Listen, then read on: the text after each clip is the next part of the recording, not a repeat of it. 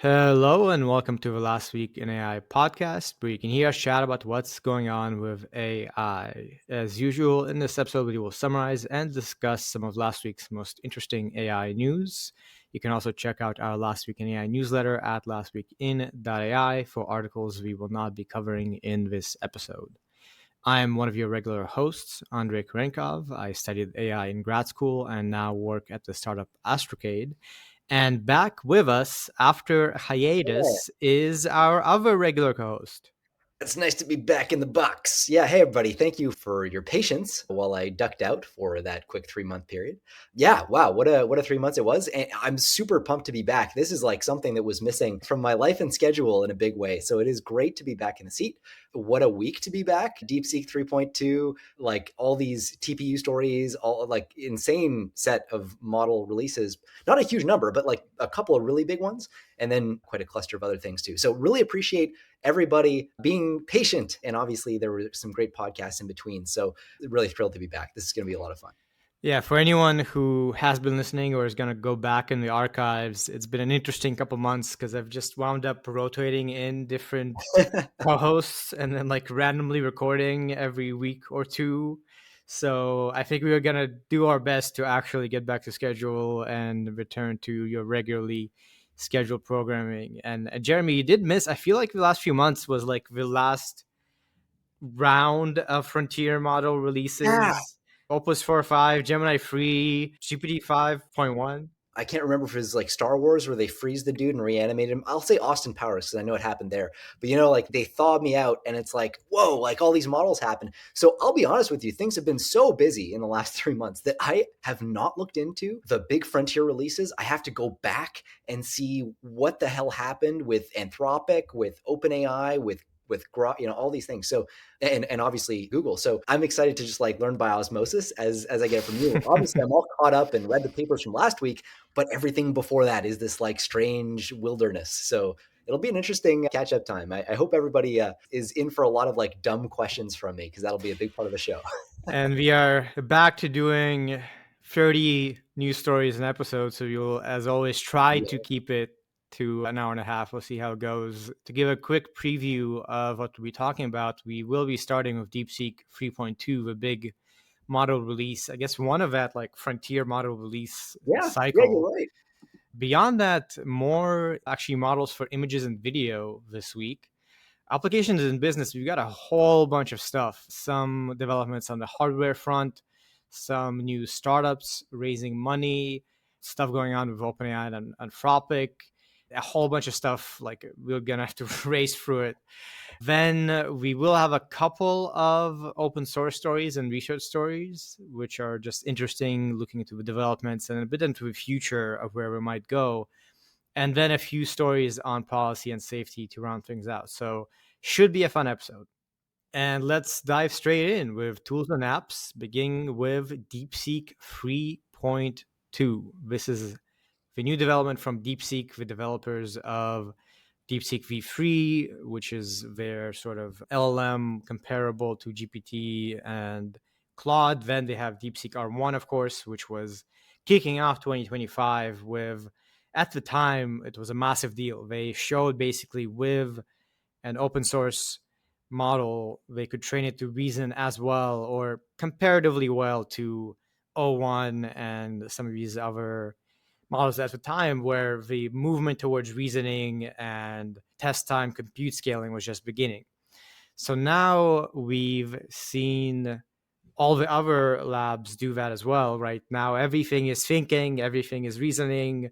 Opus 4.5, Gemini 3. Gemini 3 doesn't allow you to query it without having some reasoning at this point. And now we have DeepSeek 3.2, and it is, as you might expect, actually quite a big leap. I don't know why they haven't called this DeepSeek 4. I think they could Yeah. have, but lots of big headline stories here. So first of all, 50% cheaper. It's way cheaper than these other offerings, like compared to Anthropic, for instance. Super affordable. Performs great on the benchmarks. Some of it you can even say outperforming GPT-5, Yeah. just neck and neck, and even better in some cases. Some interesting technical stories with the release. As before with DeepSeek, they give us a lot more insight into what they're doing and how they achieve these results compared to the other developers. So we know details like sparse attention, which makes it able to be faster, not just cheaper, but also faster. We know some of their training details, like they've refined the reinforcement learning objective of some of the learnings, for instance, about the optimization method you use and stuff like that. I don't want to dive too deep into it, but this is DeepSeek 3.2. They are working towards DeepSeek R2, which is meant to be like the hardcore reasoning model. So this is not even the reasoning one. This is not like the deep think. This is the Opus 4.5, or I don't know, The whatever you want base. to call it, the base chatbot model, not the reasoning maxed model. So very exciting for, this is open source again. So people will be able to build on this, fine tune it, etc. Yeah, it's actually, I remember, God, I want to say this time last year when DeepSeek came out with V3, the base model at the time. Late December, yeah. Right. Yeah. And at the time, actually, we talked about it on the podcast and said, wait for it. There's going to be a big reasoning breakthrough from DeepSeek. People are underpricing DeepSeek right now. And lo and behold, R1 came out. The reason it was so easy to make that call at the time was that your base model is a big determining factor in the quality of the reasoning model you train downstream from that. And if you want to hear it from someone who knows infinitely more than us, just listen to the Dwarkesh podcast with Ilya Sutskever that recently came out, where Ilya is making the case. His entire company is based on this assumption that there's something wrong with pre-training, that's the reason that we're hitting, in his view, not a full-on wall, like things will keep improving, he thinks, but that ultimately they won't improve all the way to ASI, AGI, whatever your definition is, unless there's something fundamental that's changed with pre-training. So pre-training is a big part of the story. In fact, it's a huge part of the story. This is a new base model. To your point, it is a bit weird that we're not calling it the 4, especially since it was R1 and now we're doing R2. So they are incrementing the integer on the R version, but not the base model, which is weird. But anyway, we'll set that aside. They get a pass on this. So there are a couple of big things they do here. DeepSeek sparse attention is one of the big breakthroughs. I'm just going to quickly gloss over this. This is going to be probably the one paper that we do a kind of deeper dive on, just because of how much there is and how much transparency we're getting into the makings of this, because of course it is DeepSeek. So one piece here is DeepSeek sparse attention. Okay, what happens when you do a normal transformer architecture? You have your attention mechanism that's going to pay attention to all of the tokens in the input sequence, and then it's going to figure out basically which tokens need to be essentially accounted for or weighted more heavily based on their relevance to in the sequence for the token that you're currently attending to. What they're doing here is they're saying, well, this is a very expensive calculation. You need to compute attention weights accurately for all tokens. And why don't we train instead a lightweight indexer just to get a rough idea of the attention scores, an approximate attention score, and only keep tokens with high indexer scores. In other words, tokens that we are approximating to have or expect to have high attention values. And then you just toss out all the tokens that don't fit that criterion. And this indexer, by the way, is very lightweight. It has a lot fewer, essentially, attention heads. It's got around 8 to 16 instead of 128, which is what you see for the full-on attention mechanism. It's lower precision, so FP8 instead of FP16 or BF16 for the full-scale thing. So all these things are being done to make it super, super lightweight, very quick approximation. Which tokens should I pay attention to? Ditch the rest and keep just those. And so what they end up doing is they end up keeping about 2,000 of these tokens, regardless of the length of the input sequence, which is really interesting, right? You might expect that for a fixed number of retained tokens, in this case, again, about 2,000, you'd end up discarding more information the longer the full input sequence ends up being, right? You're only keeping 2,000 out of a very large number of tokens. If you have like a full context window of 128,000 tokens, you're really keeping less than 2%. It turns out that actually does not lead, though, to a significant performance degradation, even over long context tasks. And the reason ultimately is that information is very sparse in context. There are very few tokens in practice that you really need to inform that next prediction. And in practice, 2,000 tokens is like a couple pages of text. So you actually do end up having quite a lot of information to base that. I think, in some sense, this is like actually attention, right? Versus transformer attention is like you look at everything and then Like, Yeah. keep everything in mind all at the same time, even if it's like 2,000 pages or whatever. This is actually looking attention in a more human sense of like pick out the Yes. information to process and then process only that information. That's a great, I haven't heard that point made. That's a great point, right? Because in a way, it's like, it's sort of like a human being reading a book and being like, okay, you need to memorize every single page, except also remember that page one is really forgettable. But you need to remember page one, but just know that it's super forgettable. What they're doing here is saying, fuck page one, throw it out completely. Just keep those pages, much, much more compute efficient. And by the way, classic DeepSeek thing, right? I mean, when you think about what made DeepSeek V3 a really capable model, it was all these little kind of optimizations. It's the software engineering almost of making these models go that is the secret sauce behind a lot of these releases. As well, there's a new RL paradigm that they use that's got a whole bunch of things going on under the hood, one of which is just scaling the crap out of their RL compute budget. So their RL compute budget is about 10% of the total compute budget dedicated to training this model. That's a lot. You'll note, of course, that Grok has actually hit, they claim, 50% RL compute budget. So it's not unprecedented in the whole space of frontier models. It's the first time we're seeing an open source model with anything like that kind of RL compute. So that is a big deal. There's a whole bunch of training stability improvements. When you do RL at this scale, RL is notoriously fickle. It's really, really hard to get a stable training run out of your RL. And so there's a whole bunch of things that they do. There's a trick called off-policy sequence masking, which roughly speaking, it involves them like doing a bunch of RL rollouts. So get the model to produce a bunch of solutions and basically throwing out solutions that lead to incorrect answers and that are also really inconsistent with what your base policy, your initial model would have produced. And this is basically just to avoid situations where there's a question like what is 2 plus 2? And the response that you would get is like, banana, cucumber, polywoggle, right? It's like a complete, like implausible and wrong answer. So there's nothing to really learn from there. And so what they'll do is they will keep answers that are wrong if they look plausible and so, under the original model. So, what is 2 plus 2? The response 5 would actually get retained as an incorrect response. You can actually learn from that. It's clear enough that it's not just noise. So that's another kind of micro optimization here. The only other one I'll mention here is this keep routing operation. So it turns out that most people, when they do training and inference, you have to do a lot of inference to do your RL loop, right? So that means essentially generating all those rollouts, all those solutions that you're going to get the model to produce and then ultimately train on later. Doing that, people tend to use different frameworks to do training and inference. And in this case, they're using a mixture of experts model. So essentially a whole bunch of little sub-models, mini models. A query comes in, there's a router that sends the query to a subset of those models. And it turns out that during training, you end up sometimes accidentally routing that query to different models than during inference. And so you do your inference, you calculate your rollouts, and you're like, oh, this rollout was wrong. Okay, so I need to punish whatever expert produced this.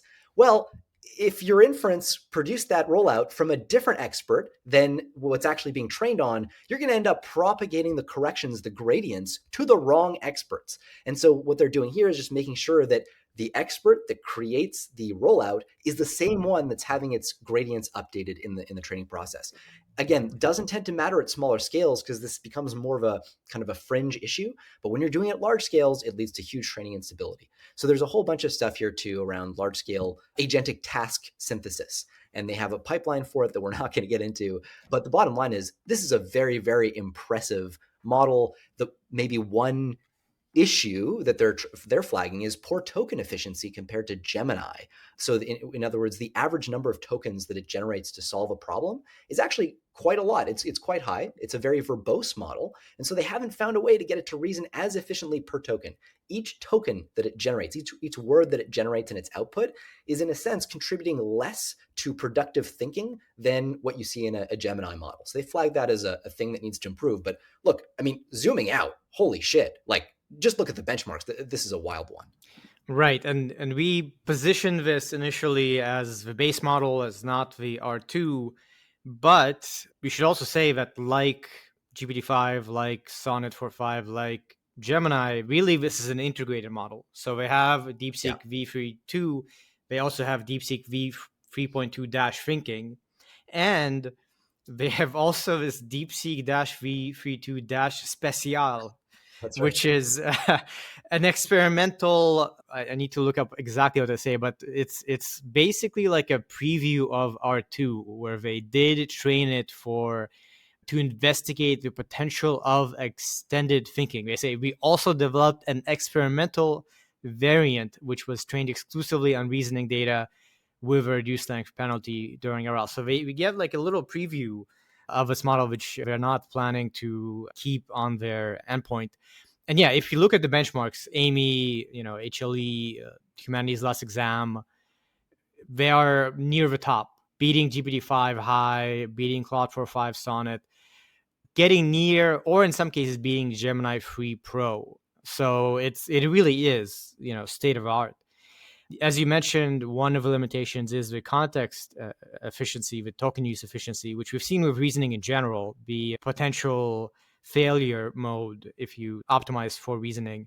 They also mention a fun detail in the conclusion. They acknowledge certain limitations when compared to frontier class source models. First, due to fewer total training flops, the breadth of world knowledge in DeepSeek V3.2 still lags behind leading proprietary models. That's And a then the fun. second, this is one of the two things I mentioned. First, we weren't able to train as much, so he doesn't know as much, even though it's as smart.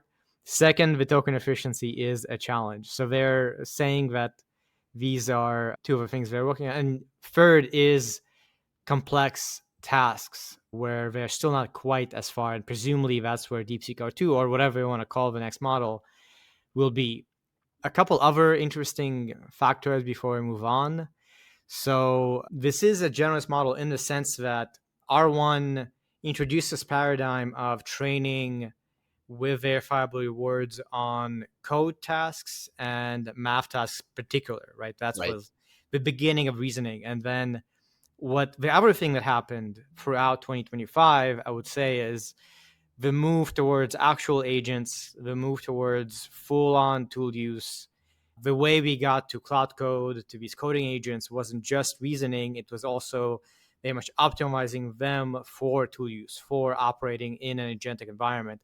And that's where this task synthesis part of this comes in. They have tens of thousands, over 100,000 tasks with environments for coding, for search, for code interpreting, and for general tasks that they synthesized.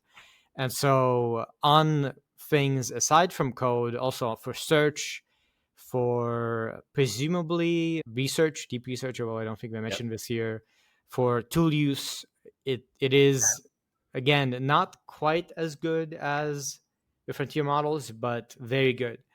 And I think it's interesting to compare it to Kimi K2 thinking, which also recently came out on things like humanities like last exam, MMLU Pro, just the broadly intelligent evaluation criteria. They aren't super far ahead. So actually, Yeah. Kimi K2 thinking is also a very intelligent model that we recently discussed.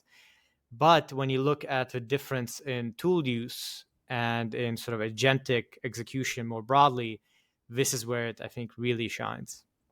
Yeah, absolutely. And to that point, right, part of this is also the RL stage of their training loop is very interesting for what it's trying to do with respect to catastrophic forgetting, which is one of the classic challenges you run into. You want to train a model, a thinking model that will reason well, and then you also want to train tool use, and then you also want to train coding.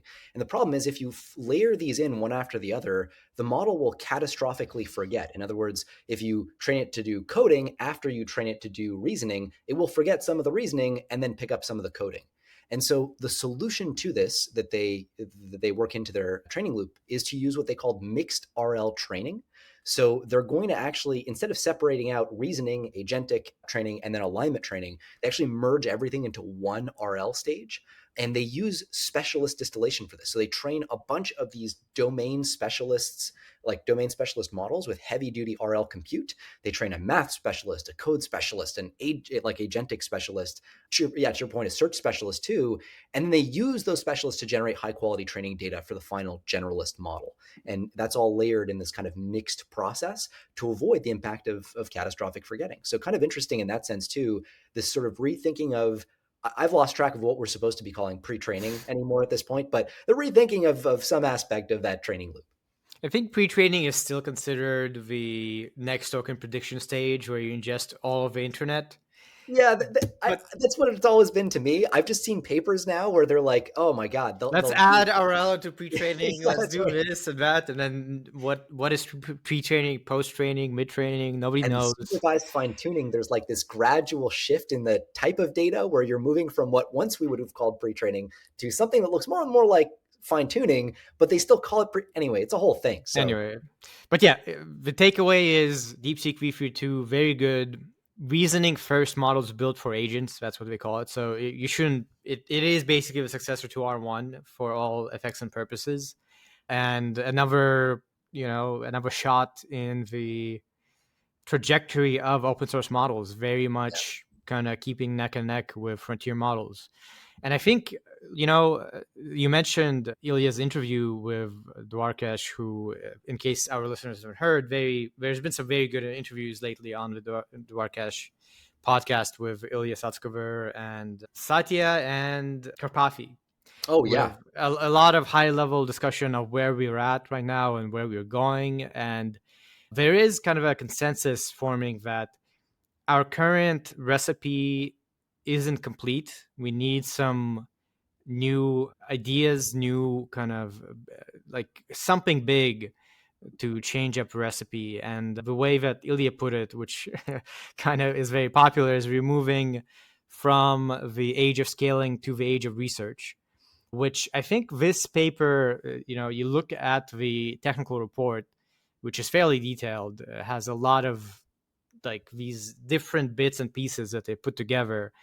Makes me wonder whether DeepSeek is more in the age of research than OpenAI and Anthropic at this point, because OpenAI and it's Anthropic. just when I look at this through that lens, what Ilya is pointing out is finding more clever ways to make things scale that don't hit general reasoning. And what he's really getting at is a kind of sample efficiency argument, fundamentally, that like it's not just about doing more of the same thing. Like essentially what this DeepSeek paper is doing, I think Ilya would say, is kind of a waste of time through the lens that he's using, where they're saying, okay, let's continue to pepper this model by giving it even more examples of like a million different coding problems to train it to solve those coding problems.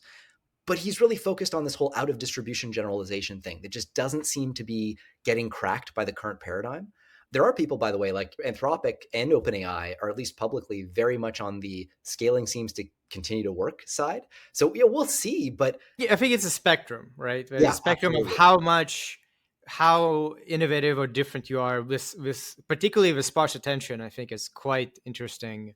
Yeah. When we get to research, we'll be talking about some work from DeepMind, which I think is very much along these lines and very interesting. But for now, we Yeah, finally let's park it. move on and try to get through more stories. So next up, we've got Black Forest Labs. We haven't talked about them in a minute, but they have released Flux.2, the next generation of their image generation and editing system. So this is another thing that's pretty noteworthy over the last couple of months with GPT-5 image, and especially Nano Banana and Nano Banana Pro. We've seen like a quiet revolution in image generation and editing capabilities in a way that I think most people haven't predicted. So now these models are able to synthesize very, very, very precise, prompt, correct kind of like you would get into AGI for image generation almost, right? And Black Forest Labs is a startup that's been around for a while, spun out of Stability AI, and Flux for a long time was one of the leading text to image models. They also had open source variants. So with Flux.2, they are introducing basically, you could say, the Nano Banana generation, the GPT-5 image generation of image synthesis for their system. Lots of details, as you might expect. They have a bunch of variants: Flux.2 Pro, highest performance; Flux.2 Flex; Flux.2 Dev, which is a 32 billion open weight model; Flux.2 Klein, which they are aiming to release under Apache 2.0, and their VAE. So they are still doing this partially open source thing that they've started with and have kept with.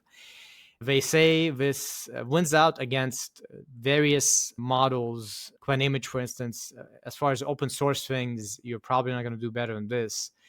Not up there with Nano Banana Pro, but much cheaper and faster. So I think in the world of image synthesis and in that environment, this is, potentially you could say similar to DeepSeek 3.2 in the sense of the impact on open source and also on competitive kind of environment versus the frontier labs. I continue to be interested in the business model of open sourcing stuff and how viable it'll be in the future. I still don't see it, but I'd be very curious to see. I think the standard is like open source for weaker stuff and keep the actual frontier stuff to yourself, which is also what Mistral is doing and everyone's doing. For sure, yeah. I guess the thing I'm wondering about, especially on images, given what we've seen with Nano Banana, what is the ceiling on image generation capability beyond which people stop caring? I don't know. I suspect that it may actually turn out to be fractal, right? It may turn out to be like your image generation tool gets so good that you can get it to, I don't know, like make a circuit diagram for you for a next generation circuit, right? We may get into that space, in which case it gets more and more niche and potentially higher and higher TAM and value. But yeah, I guess I'm sort of curious. It kind of seems like, you're drowning in a ship, the water level is rising as the open source models get better and better, and then like you can only move so high until you hit the roof of the ship, and then this is a very like dark metaphor, but I'm curious about how viable it ends up being. But I've also been saying that for like 3 years, and this is continuing. So I don't know, dude. Like, Yeah, I mean, looking at the numbers, they show that this is better than Nano Banana in terms of human preference. Comparable cost, not quite as good as Nano Banana Pro, but much cheaper, 4x cheaper. Nano Banana Pro is incredibly expensive. Seems to be because the way these models work now is they do reasoning. They don't just generate images, they generate kind of reasoning tokens or whatever you want to call it. So there is a substantial amount of progress in this space, and it's exciting to see Black Forest Labs still be a player in that space and provide competitive pricing and options for developers to work with. Right now, Nano Banana is kind of definitely leading the pack, but this is an alternative option. Interestingly, also, we won't go on for this forever, but they say they've built Flux.2 on top of Mistral free using the vision language model based on Mistral free. So a bit of a kind of, I guess, open source environment, building on top of each other vibes there. Moving right along, next story, also about Nano Banana. The story is Sora and Nano Banana Pro are being throttled amid soaring demands. So apparently Google and OpenAI have reduced generation request limits for these models due to high demand. Free users of Sora are now limited to 6 generations per day, and Google has decreased the free image generation limit on Nano Banana Pro from 3 to 2 per day. So just an interesting thing to observe. Presumably people are using these a lot, especially for Nano Banana Pro. I could see it just being very useful for people to make, presentations, memes. A lot of people have been making memes with Nano Banana Pro, and it's very good. So noteworthy to see that aside from chatbots, this is now a very significant part of the realm of AI. Yeah, Bill Peebles, who heads up Sora at OpenAI, he says free users are going to have 6 video generations a day at their end. His statement is, and we've seen this before from OpenAI, our GPUs are melting. So very much. They love to say it. On fire, melting, yeah. I think that's kind of like a YC-ism, like from back in the day. I heard that a lot. I think Paul Graham would say, when your servers are melting, that's when you know that, product market fit, whatever. So I think that's kind of maybe the meme. But yeah, anyway, so they're saying it looks like it may not actually be temporary. And it's possible that it's just like you'll need to purchase additional generations as needed beyond that point, maybe indefinitely. So kind of interesting.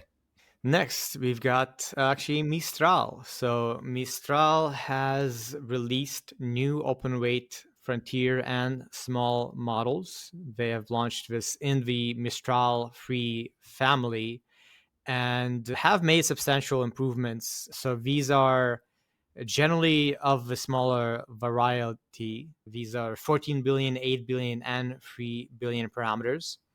And these come in several variants. They have the base pre-trained one, the instruct variant, which is chat optimized, and the reasoning variant, which is optimized for complex logic and analytical tasks. So at that size, obviously, they're not going to be competitive with the latest generation, but they are on par with something like Llama Free or Quen Free Omni, other open source offerings. And DeepSeek 3.2, DeepSeek R1 are very big models, by the way. They are Yeah. hundreds of billions of parameters.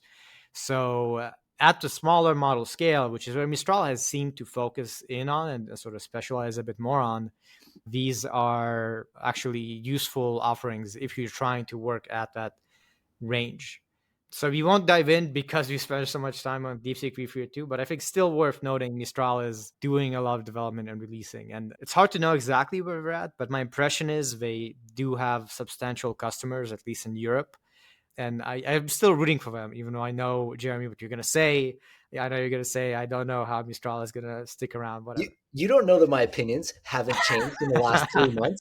But yes, they haven't changed in the last 3 months. But yeah, it's interesting. The one thing I'll say is that when you think about the scales here, it's important that they're hitting 3 billion to 14 billion parameters. That is in the sweet spot, right, for the open source developer community.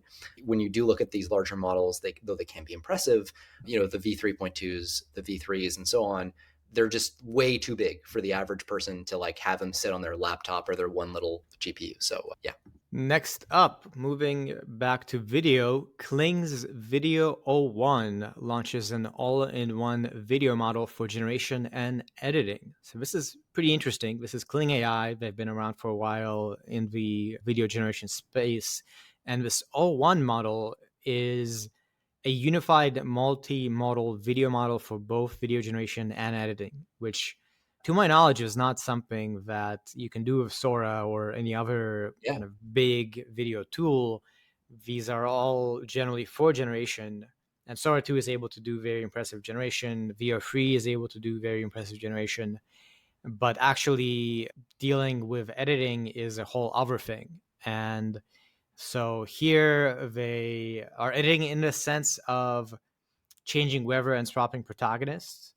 So I think that is something you can actually do in Sora and Vio to some extent. You can condition on various things, but the focus on unifying it in this 101 model is significant. And they claim that it outperforms Google Veo 3.1 and Runway Aleph in video creation and transformation tasks. So, video space is very competitive still. Veo 3.1 was kind of the king along with Sora 2, but it's not going to be here for long. Yeah, we actually don't have much information about this multimodal visual language model that they use to bridge between like text and multimodal inputs. But so kind of interesting in that sense. We don't really know how they're doing it, but it is pretty compelling. They show a pretty solid win ratio against Google Veo 3.1, as you said, 62% win rate with 32% ties, only losing 6%. It's kind of similar with Runway Aleph. So it's definitely a marked improvement in quality, in addition to in kind of form factor and sort of user experience, like the things that you can do with it. So you can upload up to 7 images and tell it to, like in Japanese anime style, like this person should be wearing this outfit and the hat from this person should be on their head and so on. You can kind of see it come together. It is really impressive. 3 to 10 seconds of video that you can get out of this. So just for a bit of context there. And next up, also on video, Runway has rolled out their Gen 4.5 AI video models that, again, they're saying are outperforming Veo and Sora in independent benchmarks. So, same deal, very high resolution videos, much more refined, dealing with things like physics, human motion, camera movements, cause and effect. We're getting into world models, arguably, with these video models. They're kind of, actually more advanced than some people might have expected. And Runway is, again, a company focused entirely on video generation and editing. That's their bread and butter. So wouldn't be surprised if as far as actually a tool that people use in their workflow, this will be more impactful than Sora or Veo. And on the artificial analysis text to video leaderboard, it is still number one as of now, as of time of recording. Number two is VO3 no audio, and number three is Kling AI. So to give you a sense of, and these are all kind of within margin, within the 95% confidence interval. So it kind of is anyone's game at this point at the top of the game. So moving on to applications and business. First up, Nvidia's partners are beginning to tilt towards Google's TPU ecosystem, with Foxconn reportedly securing TPU rack orders. So quick background, TPUs are Google's specialized chips for LLM inference, particularly their tensor processing units have been working on it for a decade. There was a bit of a stirring of drama on Twitter when someone pointed out that Gemini 3 was trained entirely on TPUs, even though that isn't new for Google. I guess people have realized that Google have TPUs now, and it might be a problem for Nvidia. So this is interesting in the sense that TPUs have largely been within Google's ecosystem. You've been able to pay for them through Google Cloud. Google has used them internally for training their models. The idea of Foxconn and Nvidia's partners beginning to work with Google on TPUs does seem interesting. It's a big deal. Foxconn take the GPUs that they get from NVIDIA, and then they essentially package them together into server racks that then go into the data centers. So they kind of sit in between, you can think of like in between the GPU companies and the systems companies like NVIDIA increasingly is, and the data centers themselves in the supply chain. And so they're sitting here, historically having been an NVIDIA partner, now working with Google on their TPU deployments. Google, which is looking to make TPUs available in data centers for companies like Meta and others to compete directly with NVIDIA. This is really interesting, right? This is the move of a company that rightly concludes, hey, there's a really big market here. Now, one thing I want to observe, not something that I've seen commented on much, but it is absolutely true, and maybe the single most important economic factor when it comes to AI hardware today. NVIDIA makes like 85, 90% margin on their TPUs. Okay. Google is selling their TPUs to companies potentially that it will end up partnering with. You think about like their partnerships with a variety of different entities. There's Google DeepMind. Let's focus on them because they're actually inside Google. Google DeepMind gets to use Google's TPUs at cost. At cost. So 90% margin becomes 0% margin. In other words, $1 of Google DeepMind compute translates into 10 times the amount of compute that OpenAI does, assuming OpenAI is going with NVIDIA. That's a really, really huge deal. You can upend the scaling landscape completely and get really thrown off if you're comparing apples to oranges on fundraising. So if OpenAI raises $1 billion and Google throws $1 billion at their development internally through DeepMind, very, very different consequences, right? So all kind of part of what is in store here for companies that continue to rely exclusively on NVIDIA. And that's going to be an interesting thing to watch in the landscape. Foxconn here is manufacturing both NVIDIA and Google. So they're in this unique position where they're hedging their bets, right? They're going to make money regardless of which platform wins. Another little detail here is they talk about this one-to-one supply ratio. So basically, Foxconn ships one computing tray rack for every TPU rack that they get from Google. And that really suggests substantial, like very structured orders rather than just experimental deployments. And so that's a big deal. Also, TPUs, by the way, more compute, more energy efficient rather than NVIDIA GPUs that scale. As energy starts to become, as power starts to become that key bottleneck, this is going to be a big deal. So yeah, look for the landscape to evolve based on this. Don't write off Jensen, of course. I don't even need to say this, but NVIDIA is a powerhouse, and you better believe they're coming back. The engineers in NVIDIA are working overtime. You can be sure of that. And yeah, this is notable because TPUs, to my awareness, have not actually been used externally. This is kind of the beginning of targeting of external adoption of TPUs. For a long time, my perception of TPUs was as a competitive advantage for Google. They wanted to keep it in-house because they could then price their LLMs cheaper, train them for cheaper, scale Google Cloud to be cheaper. So it's an interesting strategic choice also by Google to allow some competitors to potentially use them. For instance, Meta, maybe it makes sense for Meta to be able to use them because Google isn't competing with Meta on the frontier model development.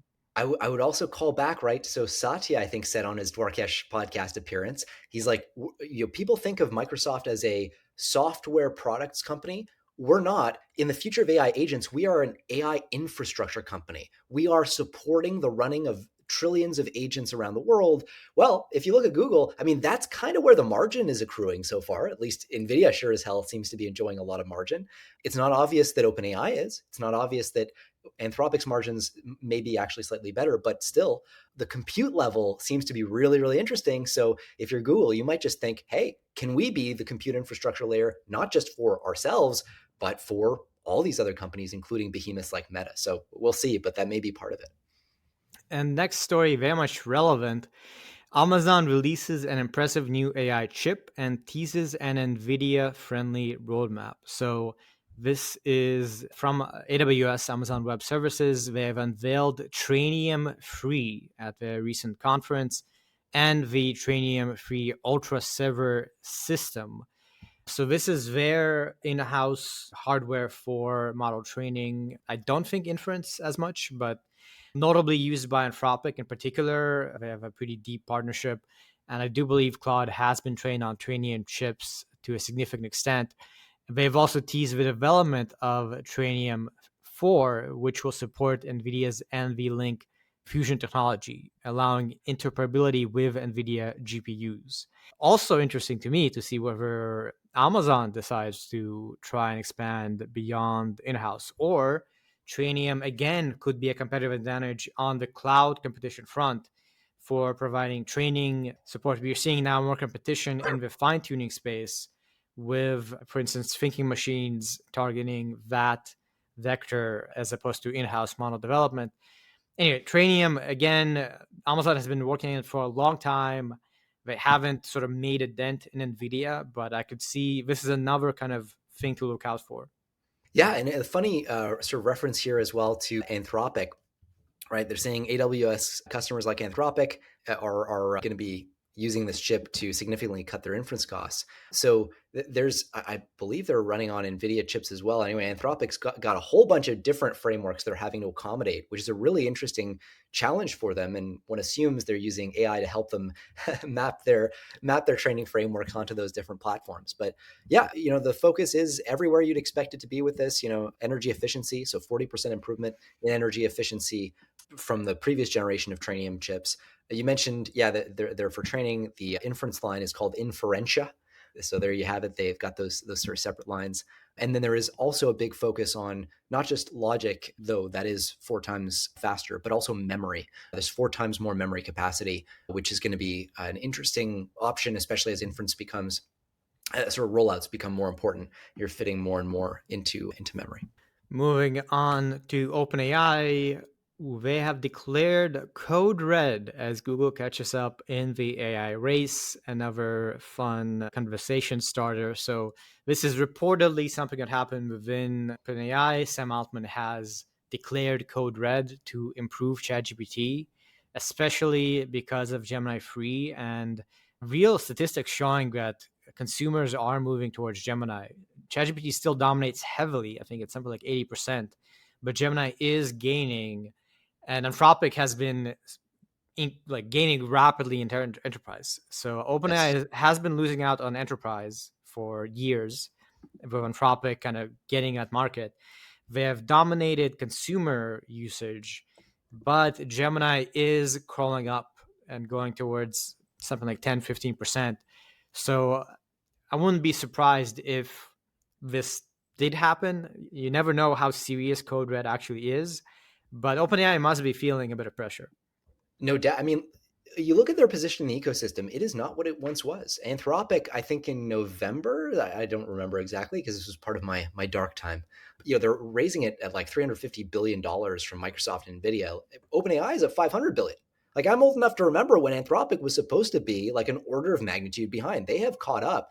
And as you say, in the enterprise segment, which by the way, probably is where you're going to go looking for your best margin as well in terms of value per query. That's an interesting challenge that OpenAI is going to face. So this is a no-fail situation for them for sure. There's going to be a daily call apparently for those tasked with improving the chatbot, according to this internal memo. And Sam is encouraging temporary team transfers to speed up development.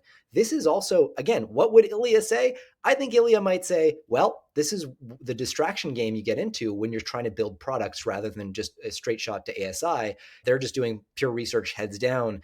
And you're seeing these kind of team transfers where it's like, yeah, you're having to defend your product position now because your whole thesis is based on scaling, and you have to find, the investment, the revenue to generate that next level of CapEx spend. Yeah, so in particular, Altman is saying that they'll be delaying initiatives like ads, shopping, and health agents, personal assistant, Pulse, to focus on ChatGPT. And this is something that OpenAI has been doing this year, is trying to expand with things like Pulse, where you get a daily update, group chats, these very much more product level features as opposed to the base model quality. GPT-5, I guess famously or infamously, when it did come out, people were like, oh, is that it? Like, we were waiting for GPT-5 from GPT-4 for like a year or a year and a half or something, and it barely is better. But in any case, yeah, OpenAI has become a product company more so than an R&D lab, and they potentially have lost some of their edge in being able to be at the frontier. So, Code Red could mean a lot actually in the startup space, and we wouldn't be surprised if they do kind of gain the lead again. And on their competitor Anthropic, reportedly they're preparing for a massive IPO. So the talk here is that they have engaged law firm Wilson, Sonsini, Goodrich, and Rosati for the potential IPO. They're saying that they want to pursue private funding that would value it at above $300 billion with a $15 billion commitment from Microsoft and Nvidia. This IPO presumably would try to be next year, as soon as next year, which is, lots to say there from a business perspective, from a, I guess, also company level perspective. Once you go public, you have public investors. It changes the game. So Anthropic's, same, they've been kind of in the underdog position for a long time, but their position is starting to seem a bit stronger, and they seem like they want to push on that. Yeah, from a sort of compute efficiency standpoint, it does seem like, or algorithmic efficiency standpoint, I should say, it does seem like they're certainly competing with and possibly exceeding OpenAI pound for pound. I mean, it is pretty wild what they've been able to pull off, especially the last like year and a half. I feel like they've truly ascended. So yeah, this would be a big deal. I'm curious. I'm not a lawyer, but I'll have to do a bunch of research to understand what the implications of the public benefit corporation structure of Anthropic is with respect to an IPO, what this means for their governance structure, which famously has a board of oversight. I think it's like about half a dozen people who get to tell the company not to do things that violate its kind of founding mission. A different spin on the structure that OpenAI had sort of jettisoned quite famously. So yeah, it's interesting. An access to obviously the famously deep capital markets of the United States, just at a time when all of the scaled buildouts are happening, right? So, Anthropic, I think, committed to something like a $50 billion infrastructure build out fairly recently. So, this is what they need to bridge that gap. Yeah, and I think also points to like the private market may be tapping out at this point. Like OpenAI and Anthropic may have just sucked up all the VC money, and now they need to IPO to get more money. Do you remember like 5 years ago when VCs could not fund, multi-deca billion-dollar raise? Like, this is insane. Yeah. And speaking of raising money, going back to Black Forest Labs, along with the announcement of Flux.2, they have raised $300 million at a $3.25 billion valuation. So this is a big number. You haven't seen $100 million raise in quite a while. Must indicate that they are doing well on the business front. I don't think we have much insight as to their lead in the API space, but I would imagine they're doing well. And that's pretty much it. This is a Series B. It's roughly 1.5 year old company, and that's a lot of money. We got another startup, Paris-based AI voice startup, Gradium. This is a seed round. So they have just emerged from stealth with a $70 million seed round. They are developing audio language AI models with ultra low latency voice responses. So 70 billion for a seed round. This is like ridiculous bananas numbers that used to not happen before AI and has reduced as a trend since 2023, 2024. But here they are able to get there. So surprising to me to a little bit, because 11 Labs does have a pretty strong position in this space, and some other competitors as well. Must mean they have some very strong talent. Okay, now moving back to hardware, we've got some developments on OpenAI's buildouts. So they've announced 1 gigawatt Stargate cluster in Abu Dhabi back in May, and that has actually begun construction.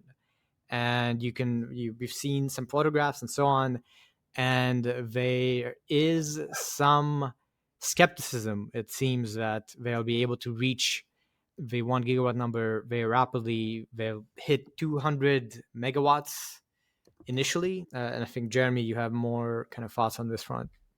Yeah, I mean, it's not atypical rather, for first power to be pretty close to when you hit full scale. So 200 megawatts may actually be fairly close to when they do get to that 1 gigawatt. But basically, this is from Epic AI. It's a tweet thread that they put together on X that goes over their assessment of how plausible it is that they'll hit the 1 gigawatt, planned 1 gigawatt in time.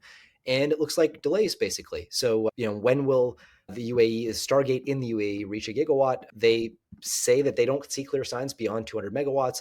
Optimistically, they say 8 more 100 megawatt buildings could start construction in December and take 1.5 years, like the first two, to complete. That would put 1 gigawatt at Q3 of 2027. So this matters because when you look at the timelines of different labs, kind of years to get to their first 1 gigawatt, you see quite a bit of variability. But you've got, for example, XAI that they've pegged at sort of like early 2026, Anthropic mid 2026. Mid 2026 would be OpenAI's Stargate in Abilene. And then Amazon, Anthropic, and New Carlisle, they've got a build that would be early 2026. So beating OpenAI to the punch across both Abilene and the UAE Stargate optimistic scenario. So this is interesting because it means Anthropic really does seem to know what it's doing in terms of building fast. Like, this is pretty wild stuff. And, historically, look, the thing with these announcements too, keep in mind, they get delayed. That's what builds do. The functional kind of process here is a neo cloud or some kind of company will approach a lessor, basically a property owner that will claim that they have access to enough power to build a data center or a bunch of them on their site, and it looks good. You check in with the local community. How much power can the transformers accommodate? Everything looks good, and then you get started and you find out the lessor lied to us. They actually have this like weird term in the contract that doesn't actually let them get the power in time. And this is what you see over and over and over. So a lot of what these companies are doing is getting really, really good at assessing how credible is a site. It may look good on paper, but in reality, it's not. So that's certainly been the case in North America, where power is very scarce.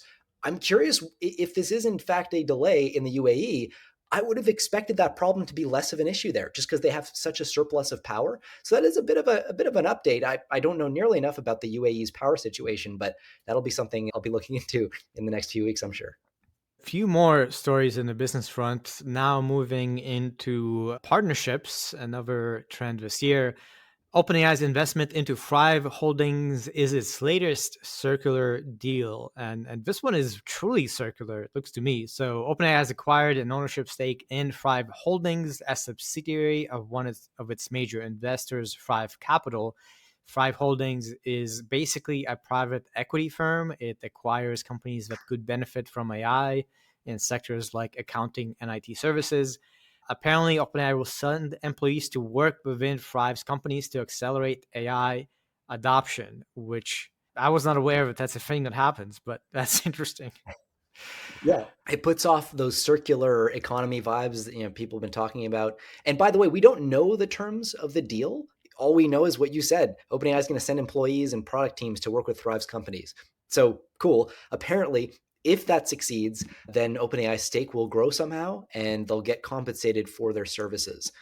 really unusual configuration, but we'll learn more over time. It could make sense because as one of the things you want to do as a tool provider, as a API provider, is get startups to use your tool, right? Absolutely. To get adoption. So if you're able to send employees to go work at these companies to use OpenAI, great for OpenAI. Assuming you achieve lock-in, I guess that's the big bet here. Yeah.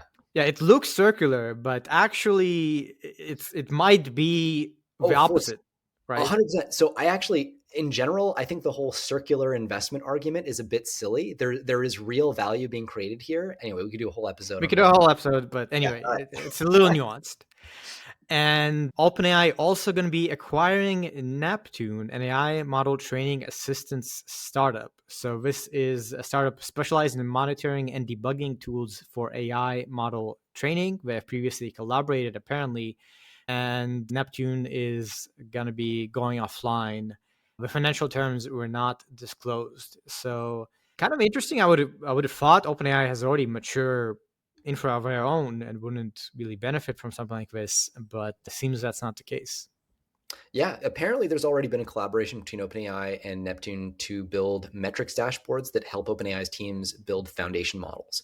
And so this is even tighter collaboration. It's so fascinating and almost funny that you have such a niche use case with really, I mean, the number of users for this is tiny, right? It's just the value per user is so insanely high. So that's really what this is all about. We'll see if it translates into faster development at OpenAI. We'll see.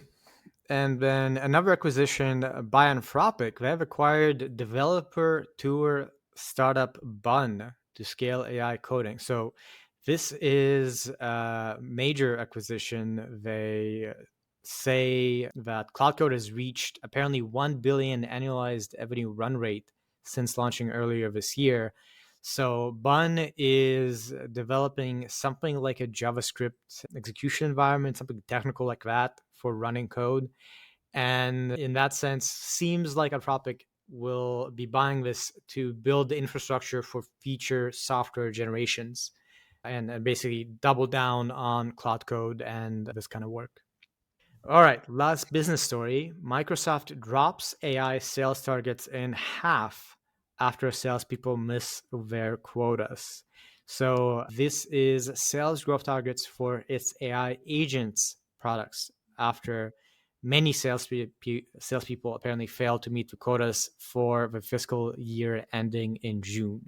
So, these are the products that deal with multi step task, doing autonomous execution, part of the big 2025 push from Microsoft and others being added to Word, Excel, PowerPoint, Microsoft 365, Copilot, etc. So, it tells you something. Hard to say if the goals were unrealistic in the first place or if adoption is indeed slow, but both are very plausible. Yeah, absolutely. And now on to projects and open source. We begin with DeepSeek Math v2. This is slightly older than v3.2, so we kind of pushed it off, releasing in November of the 27th. And as it sounds like, this is DeepSeek's math specialized model. And in fact, in the DeepSeek v3.2 report, they mentioned that they have incorporated the data from this into the training of DeepSeek v3.2. So it's a bit of a subset. Not too much for me to say here. Basically, doubling on math, doing a lot of self-verification, training specifically for things like proof generation, and achieving some of these benchmarks like gold level performance on IMO 2025 and CMO 2024, neck and neck again with Gemini and others on this like frontier of math reasoning.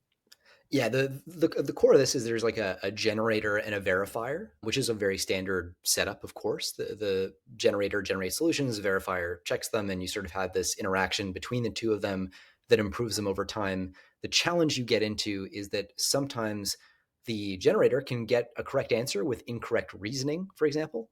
And in those instances, you need a way for the verifier to sort of account for that in some way when it's really just like looking at the final answer that doesn't tend to work well. So they developed this meta verifier, that they also train and then have folded into this loop and include its score in the overall reward signal for the verifier's training. And essentially what the meta verifier is doing is it's confirming that the kind of issues that are identified by the verifier before it produces its final score are actually real and that they justify the predicted score that the verifier gave. So it's sort of a who watches the watchers thing. The one interesting, and then they get a bunch of human experts to score the quality of verifier analyses to create a meta verifier data set. Now, while they do train the verifier and the generator in tandem in this kind of sort of generative adversarial way, you can think of it that way, they don't continuously train the meta verifier. And so that's kind of an interesting thing. I mean, you could think that like eventually at a certain point, you might reach the point where you do need to start doing that because eventually the generator and verifier just get so advanced that the meta verifier can't keep up. But they're actually not doing that. That was kind of the most interesting sort of omission, at least that I found in the paper. They've got a bunch of scores, really impressive scores, by the way. So on the Putnam 2024 exam, it scored 118 out of 120. It solved 11 of 12 problems completely with just minor errors, and it surpassed the highest human score of 90 by a wide margin, right? 118. That's pretty wild. This is the premier undergrad math competition in North America, by the way. So pretty This impressive. is like genius level people, by the way. Like, Yeah. like when you say high school, we don't mean like, we mean the real. It's undergraduate math, right? So Yeah. you're beyond the high school stuff and even like the IMO gold medal scores, right? They solved 5 out of 6 problems there. So this is crazy. So this is coming pretty quickly after Google had a paper towards robust mathematical reasoning. They also announced their IMO results with Gemini 3, Gemini Deep Thinking. It was a big deal to reach the gold medal. It was actually like the first time. And looking at the numbers, using the IMO proof bench that Google released just earlier, like a month ago, if you look at DeepSeek R1, it had 4% performance. If you go to now DeepSeek Math V2, something like 70%. Right. This is a massive leap over a year ago where the models were in terms of this level of complex mathematical reasoning. Next up, we've got a paper from Google, Evo-Memory benchmarking LLM agent test time learning with self-evolving memory. So going to the note about Ilya's conversation with Rakesh, Yes. this is, I think, going to be a trend in 2026 and in Yep. coming months where people increasingly are thinking about memory and thinking about adaptation and basically going beyond what has been the paradigm for AI for a long time, which is you train the model, you deploy the model, and it does in-context reasoning. You give it some examples, maybe, and that's it. It doesn't ever kind of have a long-term memory of any kind for the most part. So here, that is addressing that problem of learning over a period of time. They have 2 different evaluations here. So they have XPRAG, which is basic baseline that stores interactions as a structured record, input output feedback, and can retrieve similar past experiences as in context examples. This is pretty normal. People do this. And they also have REMEM as a more sophisticated framework with a think, act, refine loop, where you can actually try to basically organize your memory, retrieve, prune, reorganize your memory during inference, rather than just treating it as a sort of like, big pile to throw stuff onto. Yeah, this is still pretty early. So this is kind of a proof of concept almost, and an initial evaluation of this kind of overall category of a capability that LLMs really don't have inbuilt, at least. And to make it really concrete, by the way, there's a paper we'll be talking about a little bit later that, to your point on trends, this is very much becoming a thing and people are trying to take different bites at the apple here. But there's a paper we'll be looking at that'll dive into this even more in a couple minutes to give you a concrete sense of like what is the kind of thing that this benchmark, that the whole space right now is trying to solve for. So if you think about a kind of task that someone might put to you, like put a clean apple in the microwave. if you didn't know where stuff was in your kitchen or whatever, you might look for the apple in different places and then eventually realize, oh, this person keeps their apple in the fridge. So you go get the apple from the fridge. So, okay, cool. That's round one. If next someone asks you, okay, put a clean potato in the microwave, right? Same task. Now you're asking about potato.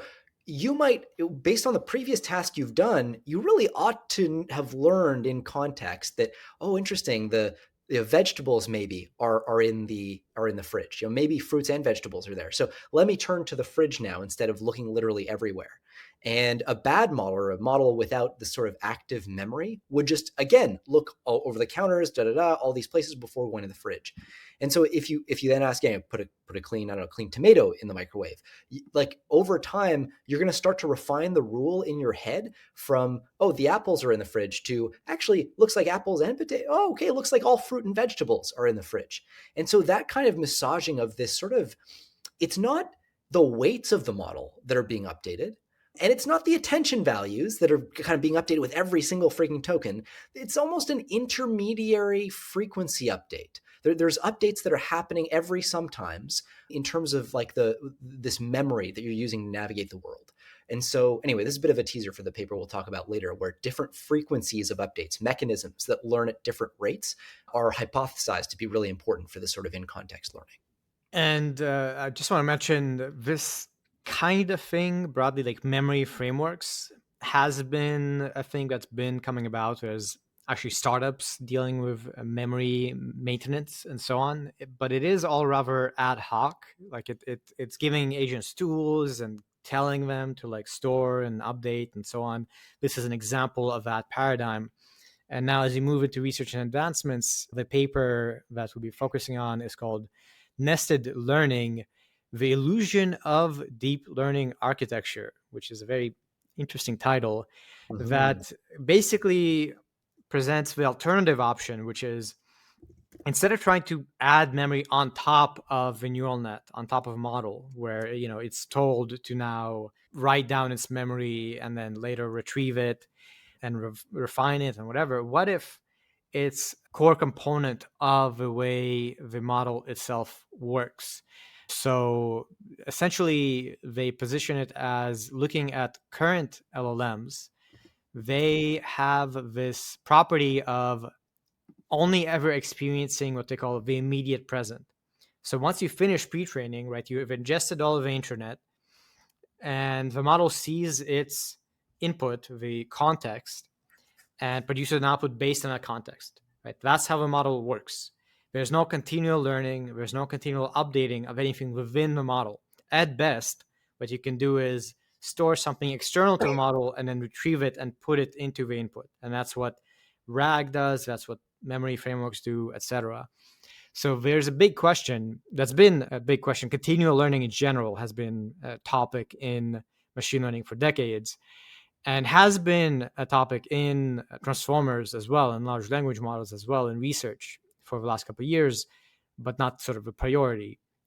But this paper is showing, from the DeepMind's perspective, their kind of latest effort on this front of how do you make a neural network architecture, a training paradigm that encodes continual learning and different levels of memory within the actual model itself and the neural net weights. At a high level, the way this works is a couple things. So first, they have this notion of nesting, which means that within the model, if you look at a typical transformer, right, it's kind of one big thing. You take an input and it goes through a whole bunch of layers where you alternate attention and MLPs, basically attention and kind of processing on top of attention. And you sort of have what they deem as like a single frequency of information update, a single frequency of thinking, so to speak. The core conceptual leap in the paper is nesting in the sense of having multiple layers of reasoning frequency and learning frequency. So they say this takes inspiration from the brain, where we do seem to have these layers of memory, right? Working memory, short term, long term. We also seem to have different rates of updates of different areas of the brain. So through various technical details, which we'll get into, The gist of it is being able to have nesting of different amounts of memory and rates of update and other things like that within a single neural net. Building on top of, by the way, previous research of theirs on Titans, like there's been a bit of a continuation of research on this front from DeepMind, and this is the latest in that line of work. Yeah, it's actually, in a way, quite interesting. In a way, it feels like just sort of putting words to an intuition that I think a lot of people have had for many years. This includes people who worked on RNNs for a long time, or like recurrent neural networks or state space models. There's a lot of attempts to actually do this, to instantiate the theory that they're putting together here, but they're actually kind of trying to codify it and put a word to it. So the idea here, as you say, is like, during inference, at inference time, all the models' weights are frozen. They do not update at all. They do not learn anything. So they've done their learning during training and they're frozen in time. Every time, though, you put a new token through the system, the attention values for that token get recalculated from scratch, right? So that means that essentially, while the weights are updating with basically no frequency, they're never updating, the attention values are being recomputed every single time with every single token. So they're updated with almost an infinite frequency. At least that's the way the paper is going to frame it, which I think is debatable. But anyway, so you've got essentially this world of extremes inside a transformer where the core architecture is frozen in time, but the attention mechanism is just frantically updating all the time. There's no middle ground where we're sort of absorbing slowly a bunch of context and information as we go, and also kind of slowly updating it over time to respond to things that are learned. It's sort of you're in or you're out. You're like fully all about this token, or you're only frozen in time. It's almost like the weights have a infinite momentum, right? They're static, and the kind of attention values have zero momentum. They're flying all over the place. So extrapolating a bit, this seems to imply that you might do better architecturally by defining some additional component of the network that updates at some kind of intermediate frequency. And that is exactly the kind of de facto memory that an RNN might use, where you're sort of deliberately updating it only every n tokens, let's say, to create this medium-term memory in the system. And that's what they're going to do in the paper. So they define this thing called Continuum Memory System, CMS. And this is basically just stacking multiple MLPs, multiple neural networks on top of each other, where each MLP updates at a different frequency. So it updates every, n tokens, and this gives the model the ability to dynamically to have some dynamic range, is one way to think of it in terms of its memory, and actually learn on the fly, long, short, medium-term memory, if you want to think of it that way. So quite interesting. They've got a good breakdown of how to think about what qualifies at what level of memory. But anyway, there's a whole bunch of stuff we get into with analogies to this, but I think we probably got to move on. Yeah. At a high level, this also ties in neatly to the line of research on trying to find a sort of hybrid between recurrent models and transformers. So we've talked about Mamba, we've talked about the resurgence of recurrent models in general, where obviously recurrent models have memory in the model itself. They don't have learning per se, but they have memory from all their inputs in the past. One of the issues with recurrent models is that the memory degrades because you don't update the weights, you don't store it, except you store in this like little input that you keep updating. Yeah. So RNNs, recurrent models, is also an aspect of this model, but the big deal is really the fact that you update the weights. And there's some very interesting technical details of how they reformulate gradient descent as just a general update rule that you can apply and not kind of the standard view of it. We probably shouldn't dive in too deep, but really interesting paper. And there's also a blog post by DeepMind you can take a look at. Next up, we've got a kind of smaller paper, multi-agent deep research training multi-agent systems with M-GRPO. So we have had a lot of excitement about reinforcement learning with agents. And one of the complexities of reinforcement learning is, well, what if you have multiple agents, right? Now your environment isn't static, your actions aren't static, and in general, everything gets much more complex. So this is formalizing that process where you have a vertical multi-agent architecture. It extends the GRPO credit assignment, the like math behind it to handle that kind of hierarchy of credit that you should give to multiple agents. Yeah, and this is, I mean, there's a bunch of detail in it. This is one of those open problems where you want to have ideally a kind of orchestrating agent, a main agent that could be different based on a different language model than the subagents that it calls.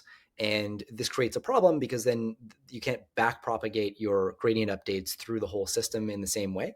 And so what they're doing here is figuring out a way to, not a janky way, I'd say a fairly elegant way to do this, to also make it so that the subagents are graded just in a way that accounts for their performance, but in a way that accounts for the overall performance of the main agent as well. So how well the main agent did overall is factored into the subagent's performance alongside how well the subagent executed its own specific subtask. And that second one, by the way, is judged locally by an LLM evaluator, because the subagent is doing something that you can't necessarily get a metric for from the overall outcome. So you do need some kind of like local LLM judge saying like, hey, does this look like a good intermediate output? Yeah. So anyway, this is like all part of people trying to figure out agent orchestration and training agents to work together explicitly instead of just this all sort of in context jamming together of a bunch of language models where you try to wrangle them together using prompts exclusively. This is really like, how do we train the whole system together as a unit, which is, a new trend. As of the last sort of like 18 months or so, people have been really putting a lot of thought into this piece. And last bit of research, we've got State of AI, an empirical 100 trillion token study with Open Router. So Open Router is basically a gateway you can use to access different AI models. They let people make calls to LLMs of different kinds through them. And this report is looking at, as it said, 100 trillion tokens. So essentially a whole bunch of usage of a whole bunch of different LLMs. They focus in on the past year. They took all this data. They didn't look at the actual text of the prompts because that would be crazy, right? They looked at the metadata of all the prompts, all the calls to the different models, and did classification of a small subset of all of these prompts to see what kinds of things broadly people are doing. And Yeah. so there's, as you might expect, a whole bunch of interesting things here. Mostly people are using closed models. There's a somewhat stable split, but open source is gaining, especially over the course of 2025. Token usage is going up and up and up at a very rapid pace. It's gone up like crazy since 2024. All these sorts of things. I don't know what stood out to you, Jeremie. Well, yeah, one piece to your point is the Chinese open source models, you'll get your DeepSeeks, your Quens, they went from about 1% of usage to 30% in 1 year, right? So that's a really, really big deal. Like that's market moving stuff. Medium-sized models tend to be preferred. So yeah, 15 to 70 billion parameters. We talked about that earlier in the context of Mistral's launch. That's kind of the new sweet spot, right? You're balancing your efficiency with your capabilities, right? And so that's where we're seeing a lot of the consumer facing stuff go. Role playing is a really big deal. I was not aware of this, but I guess it makes sense. Apparently, over 50% of open source model usage is creative role play and storytelling. So, not coding. That's what I would have guessed, but quite interesting. Yeah, there has been an explosion overall, though, in programming queries, so in coding queries. So they went from 11% to over 50% of recent token volume. And then they're also noticing like average prompt lengths have quadrupled from 1.5K to 6K tokens. And that's almost all driven by coding related tasks. You tend to be dumping a whole bunch of code in context to do that. No surprise, that's where Anthropic dominates, 60% plus market share. So there is obviously intensifying competition there, but the story of the last 2 years has been Anthropic just mercilessly climbing that ladder. It's super, super impressive. A whole bunch of stuff around agentic inference that's becoming more and more important. You look at these reasoning models, they're now taking over like over 50% of all tokens. So we're moving from this world where people are interacting with chatbots by asking questions and getting answers, and more towards multi-step rollouts with tool calling workflows and all kinds of stuff like that. So maybe the last thing I'll mention, price does not matter for demand. What they've shown is there's very weak price elasticity in the market. So if you cut the price per token by 10%, this will yield only a 0.5 to 0.7% increase in usage. And so that's pretty interesting, right? This race to the bottom on price, that's not, at least for now, where things are going. It seems like it's a race on quality, which is a really interesting bit of information for the frontier labs, because obviously that's where their sweet spot is. And that does explain why the OpenAIs and Anthropics of the world are seeing margin, and everybody else who's fast following is really struggling here. So yeah, it is quite an interesting report. You can find something for everybody here. I would say dump it into Claude and just like ask it the questions that matter to you, because it is so wide ranging. I wouldn't recommend going through the entire thing. I did that for way too long. There's a lot there. I guess as a way to frame it, as a way to think about it, Open Router is an API gateway, meaning that basically this is usage by other products, other tools outside of Claude and ChatGPT and Gemini. This is if you're talking to a chatbot or you're talking to an endpoint, is where those things are happening or what is happening there. So you can take away various things here. Like, for instance, the rise in programming indicates that all these startups doing vibe coding, Lovable, Replit, there's like 20 of them. Us at Astrocade also are now doing basically vibe coding. This shows that the market and the set of tools being developed is there. The fact that roleplay is so big actually is not surprising to me, because what we know from the broader usage patterns is things like character AI and Right.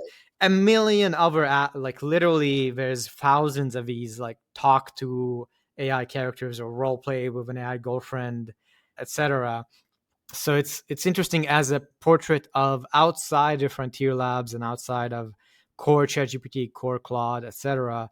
Well, What are people doing? to your point, I guess what my brain was doing was, I guess, distilling kind of fundraise numbers for these. If you compare the fundraises for vibe coding apps, it's insane.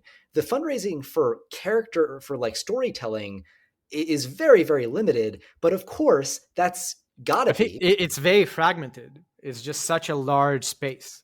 It is, and it's also the value per query when you're doing storytelling is like really shitty, versus the value per query when you're doing vibe coding is like enterprise. Like, of course, you're going to get way more dollars per token. So that probably is the thing that explains this the most. But yeah, it is interesting to see it in numbers here.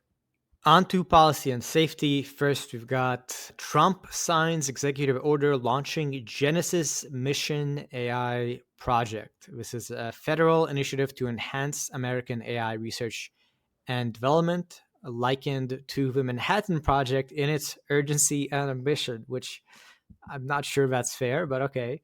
The order is going to outline steps to expand computational resources, improve access to federal data sets, and focus on real world applications, especially in scientific fields. Michael Kratsius, assistant to the president for science and technology, will lead the initiative.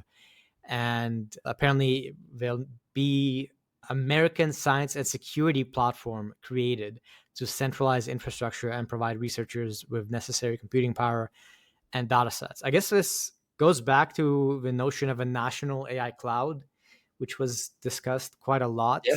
And it will be interesting to see if this comes about.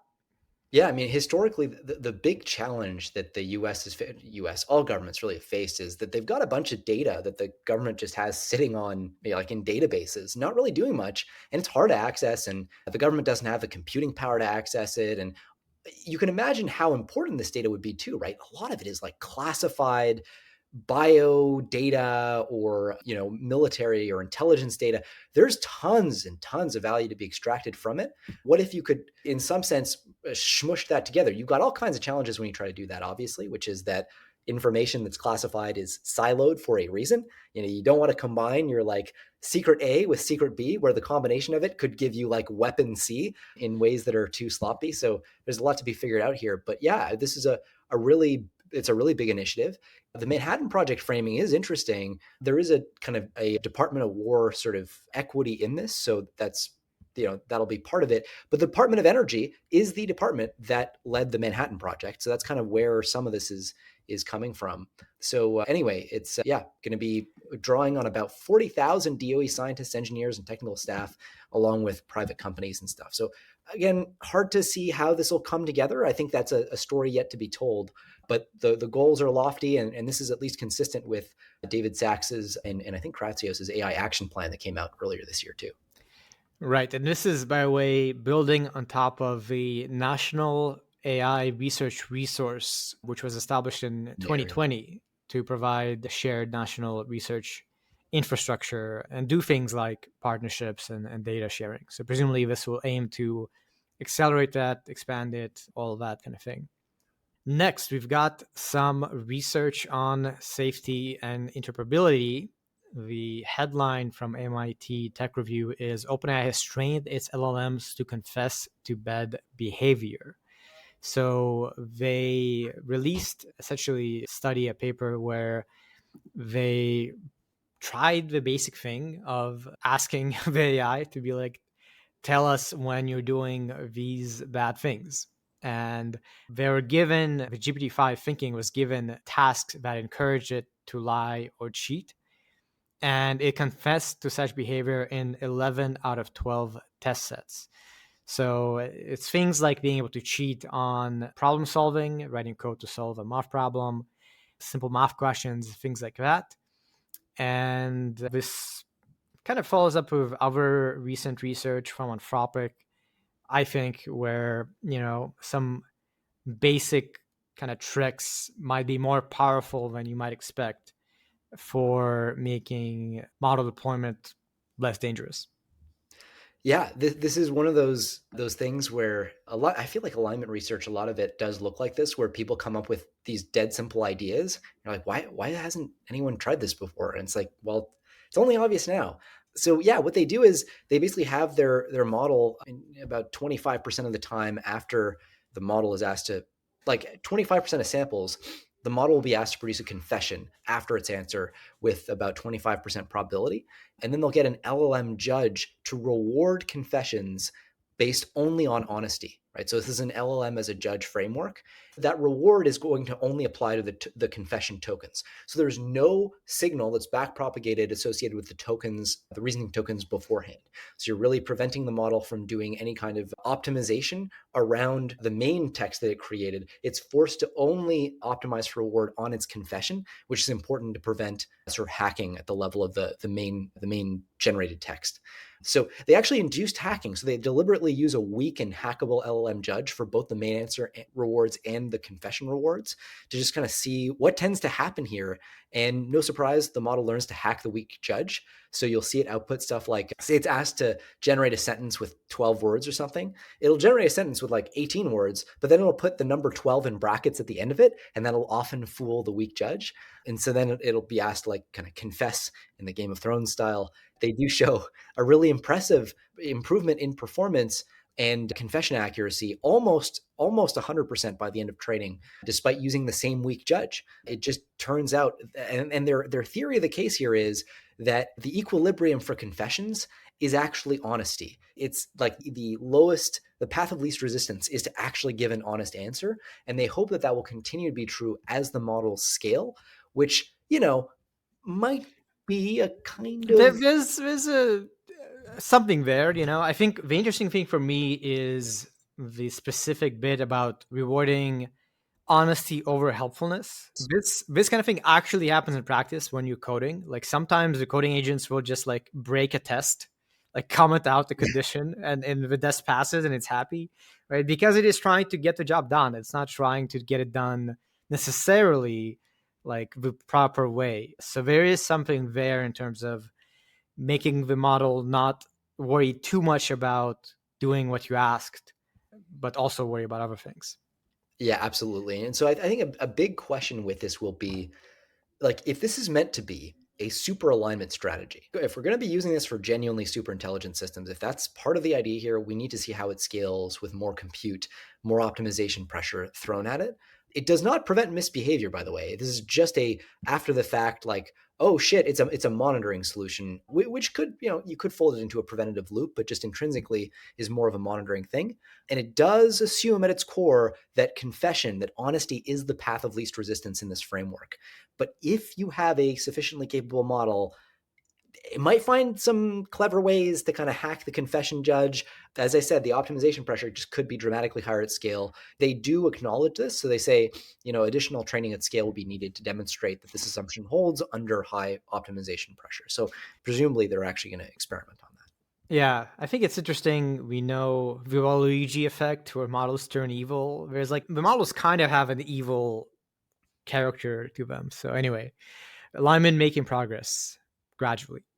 All right, just a couple of stories left. US senators seek to block Nvidia sales of advanced chips to China. This would be the Secure and Feasible Exports Act, the SAFE Act, and it would order the Commerce Department to halt export licenses for sales of chips to adversaries, including China and Russia, for at least 30 months. So this is, I don't know the details of like if this is all chips or just any chips. Jeremie, maybe you can get deeper. Yeah, it is. So they're saying for advanced chips to China. So they are looking at a compute threshold. I haven't actually looked to see what that threshold is or which chips would be associated with it, which would be in or out. But historically, a lot of the made for China chips, like the H800, are actually weirdly performant. And when you look at them, it's like it's not obvious that they aren't strictly better than a lot of the chips that, like, say, the H100, which was supposedly the souped up version, if you connect them together in the way that actually Chinese labs tend to. So that is an important open question. Jensen was in DC on Wednesday. He met with Trump and Republican senators on the banking committee, and he said that, so this is sort of standard NVIDIA position that, look, Beijing's not going to accept degraded chips, and US companies should be able to export our most competitive chips to China. This all depends on what you think chips are. If you think that they are a uranium stockpile for a WMD, then this is insane. If you think that they are just another technology that's going to make everything great and overwhelmingly positive, and that the downsides, that they're just like not weaponizable, then yeah, this sounds pretty plausible. That's kind of the main axis of disagreement here. By the way, interesting kind of inside baseball on the Republican side of things. So Steve Bannon, who many will recall as being sort of a guy who worked with Trump in Trump 1, at least for part of it, is now hardline kind of anti sort of exporting NVIDIA chips. So he's on the side of saying, well, I'll give you the quote here. He says, quote, David Sachs has acted as the agent for the Chinese Communist Party and Jensen Huang is the arms merchant. That's some fiery shit from Steve Bannon, who, 10 years ago was a kind of pro-Trump guy. This is shots fired. And by the way, the administration is kind of trying to figure this out, it seems. Like, it seems like they haven't yet. We've seen some like, oh yeah, we'll let these chips go. Actually, let's not. Let's enforce export controls. So we're still trying to see really what this will all shake out to. And Congress now seems to be moving to take action independently. So we'll see what happens. Right, exactly. This is amid NVIDIA trying to talk its way into being able to sell chips. And notably, this is in the Senate. So this is the legislative department trying to pass a law to actually say what should be done, as opposed to dealing with the executive deciding things about export restrictions. So there is a bit of a executive versus legislative situation that might be going on, probably behind closed doors. There's some more details. Absolutely. And that is it for this episode. Great to have you back, Jeremie. We're back in the talk for 30 stories. Yeah, that's right. Not stop. And we will try to be doing that weekly. So thank you for listening. Thank you for reviewing or commenting. And please do keep coming back.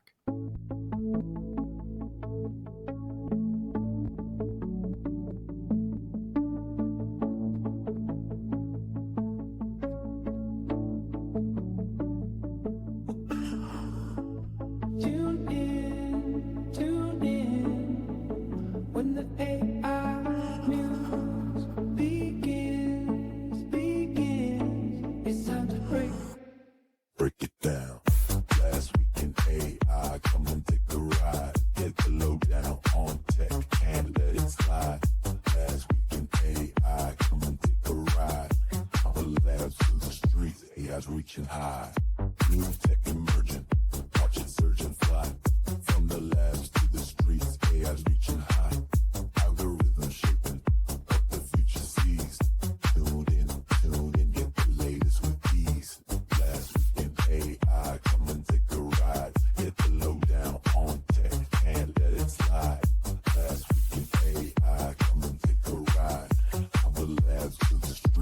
skies reaching high.